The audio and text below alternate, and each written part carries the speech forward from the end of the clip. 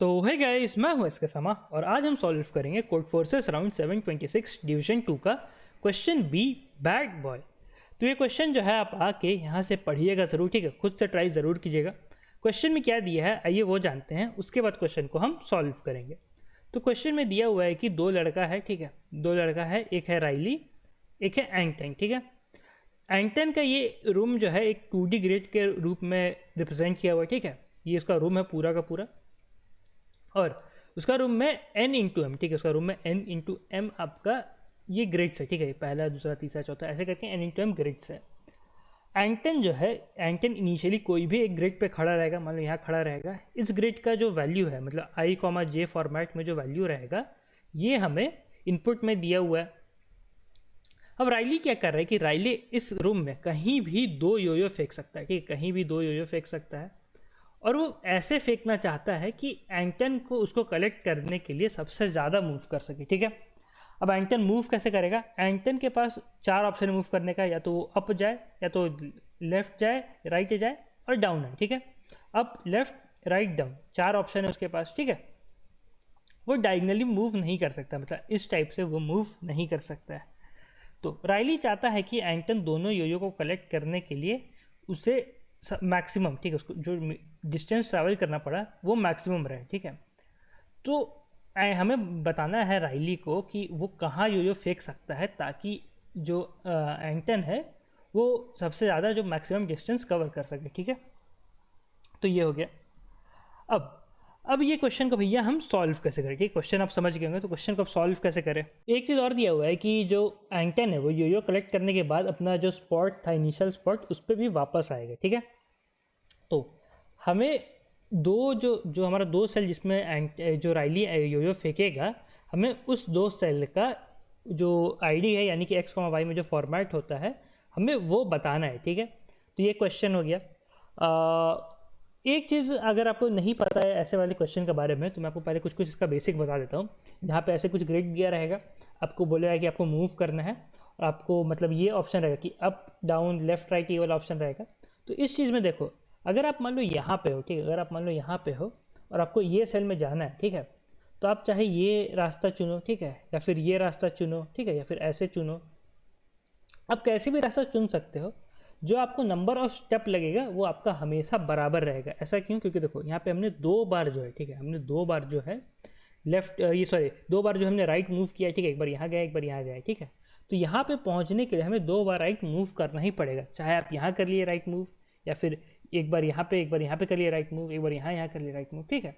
यहाँ पहुँचने के लिए आपको दो बार राइट मूव करना ही पड़ेगा और दो बार डाउन आना ही पड़ेगा।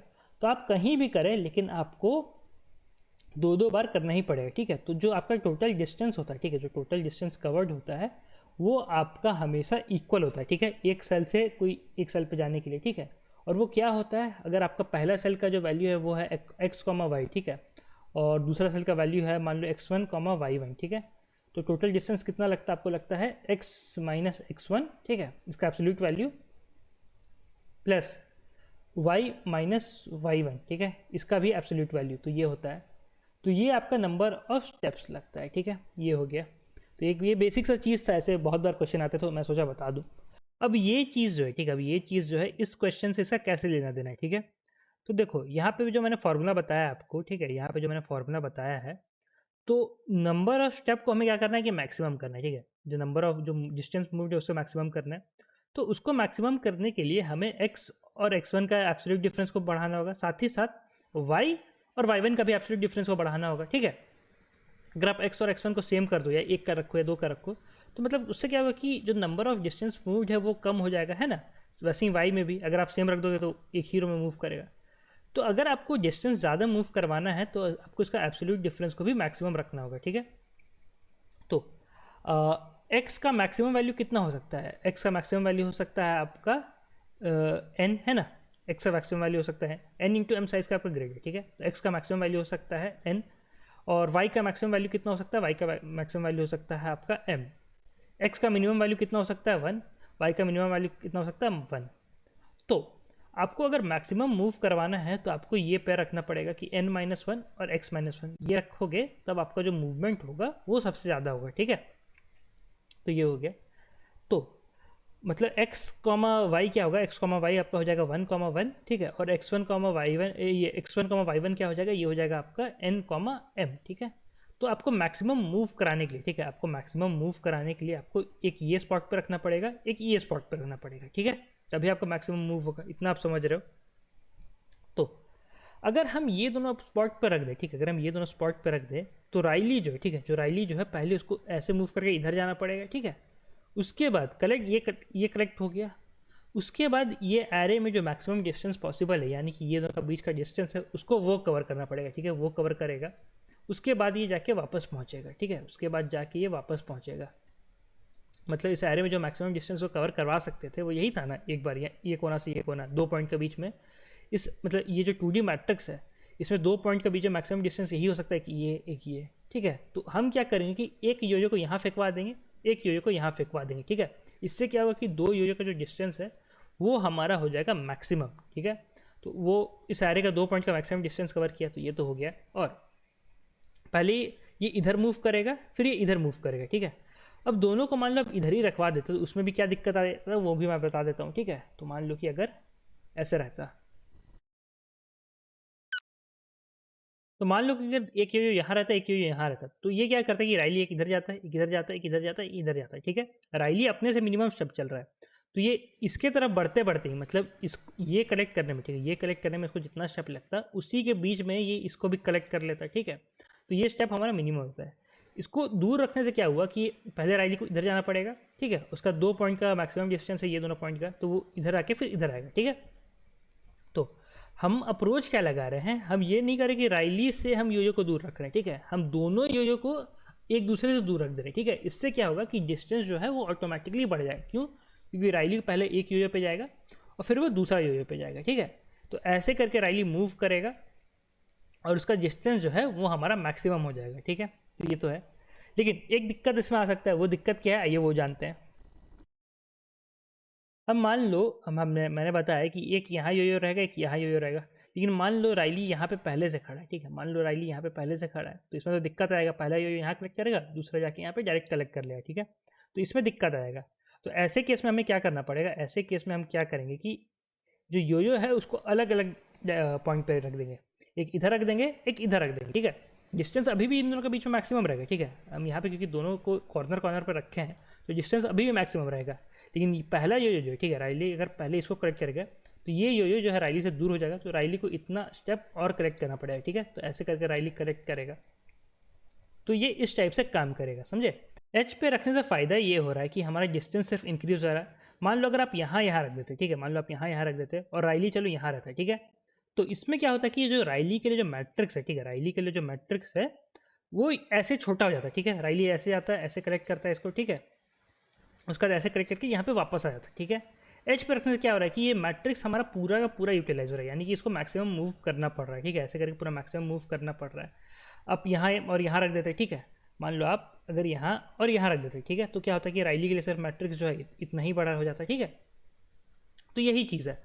अगर आप एज को छोड़ के, यानी कि एज मतलब ये कॉर्नर सब ये जगह को छोड़ के आप कहीं और रखोगे, ठीक है, तो उसके लिए मैट्रिक्स छोटा हो जाएगा, वो बाकी जो कोना उसके बाद और रो सब उसको देखेगा भी नहीं, ठीक है, तो उसको ऑटोमेटिकली कम मूव करना पड़ा। यही है बेसिक, यही चीज़ हो रहा है और कुछ नहीं हो रहा है, ठीक है। और अगर आप ये एज पे रखे हो, मतलब अगर आप ये कॉर्नर पे रखे हो तो आप एक दूसरा को यहाँ रखना होगा, अगर आप यहाँ पे रखे हो तो इसको यहाँ रखना होगा, ठीक है। तो यही चीज़ करना है, सिंपल सा, और कोई इसका लॉजिक नहीं था, ठीक है। तो इसका कोड देखना, देखो ये रहा इसका कोड। हमने क्या किया कि रूम का साइज़ एक्स वाई को जहाँ पे एंटन जो है वो पहले से खड़ा है वो सब इनपुट ले लिया है, ठीक है। अगर एंटन पहले से 1,1 या फिर n,m पे है, यानी कि अगर एंटन यहाँ 1,1 पे या यहाँ n,m पे खड़ा है तो हम कहाँ रखेंगे, हम योयो को एक यहाँ योयो को यहाँ फेंकेंगे, एक योयो को यहाँ फेंकेंगे, ठीक है। तो वही चीज़ है, हम कहाँ फेंके 1,m और n,1 पे, या ये दोनों जगह पे हम फेंक दिए, ठीक है। और अगर एंटन यहाँ नहीं है, ठीक है, अगर एंटन इस पॉइंट पे नहीं है या फिर इस पॉइंट पे नहीं है तो हम योयो को ये पॉइंट पे फेंकेंगे और ये पॉइंट पे फेंकेंगे। तो ये क्या हो गया, ये आपका हो गया 1,1 और n,m, ठीक है। तो ये पॉइंट हो गया, सिंपल सा था, कुछ नहीं था, यही करना छोटा सा, तो यही था। और अगर आप GFG से कोई कोर्स वगैरह लेना चाहें, जैसे आप CP सीखना चाहते हैं तो आप इसके समय GFG कूपन यूज़ कर सकते हैं, आपका फ्लैट जो है एक्स्ट्रा 10% और ऑफ हो जाएगा, ठीक है, जो पहले से डिस्काउंट है। बहुत सारे कोर्सेज आप चेक कर सकते हैं।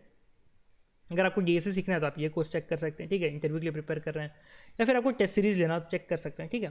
जो पहले से डिस्काउंट है उस पर आपको एक्स्ट्रा और 10% मिलेगा। इसके समय GFG कूपन यूज कीजिएगा, आपका काम हो जाएगा। ठीक है, यही था। तो आज के वीडियो में तो इतना ही था। धन्यवाद, ध्यान रखिए, सेफ रहे, मिलते हैं अगले वीडियो में। Bye bye. Hi, I am Sandeep Jain, and in this video, I'll be explaining what is Geeks Classes Live. Geeks Classes Live is an in-depth live course to strengthen your DSA skills and to help you in getting a job at a top product-based company. This course is curated and mentored by industry experts, people who have themselves cracked such interviews. In this course, we are going to teach you analysis of algorithms, arrays, searching, sorting, hashing, and all other topics which are required for your DSA interview preparation. You will be having live classes, assessment tests, practice questions, and my detailed pre-recorded videos. Duration of this course is 8 weeks.